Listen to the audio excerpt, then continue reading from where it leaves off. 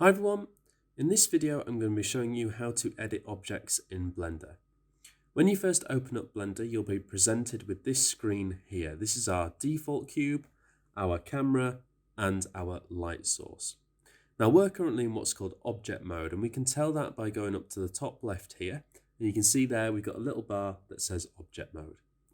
This means that we can move things around, position, and compose our scene.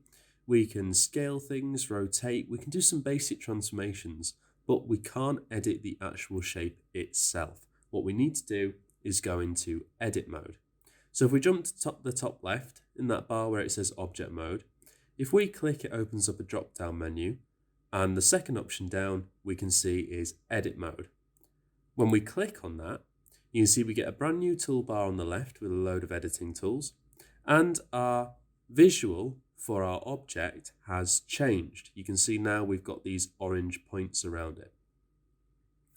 Now what Blender does is it allows you to edit a shape by splitting your controls into three, and we can find them in the top left here, right next to the mode we're currently in. So we're now in vertex select. We can tell because vertex select is highlighted blue, and that means we can only select the vertices on our cube.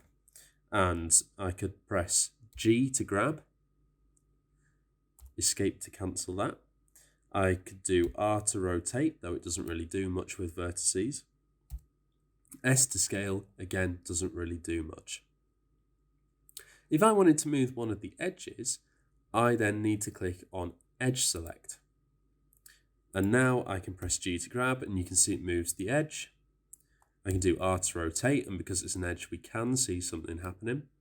And S to scale, again, because it's an edge, it works. Similarly, if we go over to face select, we can do the exact same thing with the faces. G to grab, R to rotate, S to scale, amongst many other things. And of course, they're just shortcuts. We actually have a load of editing tools down on the left-hand side.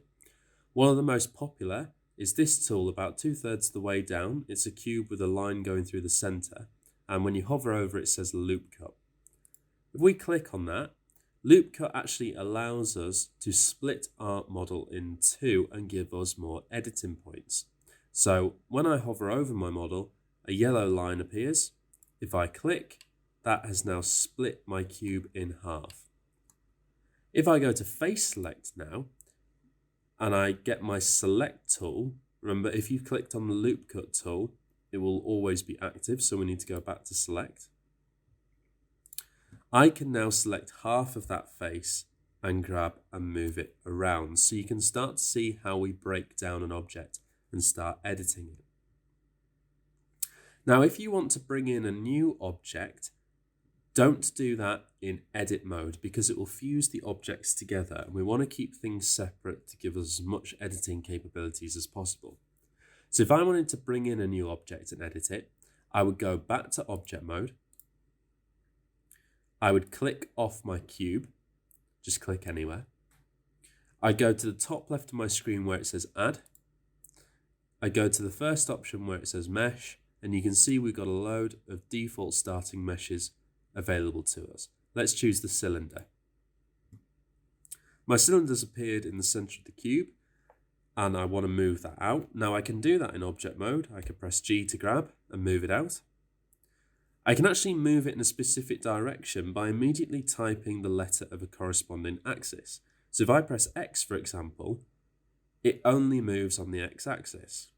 If I type Y, it only moves on the Y, Z likewise. Just going to move it on the Y and move it out. And I'm going to go into edit mode, and I can now edit my cylinder. I can't edit my cube anymore. If I wanted to do that, I'd have to go back to object mode, click on the cube, and go to edit mode. So you've got to kind of jump in and out. So let's click on the cylinder and go to edit mode. Let's get the loop cut tool, and we can split that in half. We can actually add more than one split. If I do Ctrl Z to undo, in the top left hand corner, you can see that we've got number of cuts and it's currently set to 1. If I click on that and change it to 10 and hit enter, When I hover over my cylinder, one yellow line still appears, but when I click, I get 10 cuts.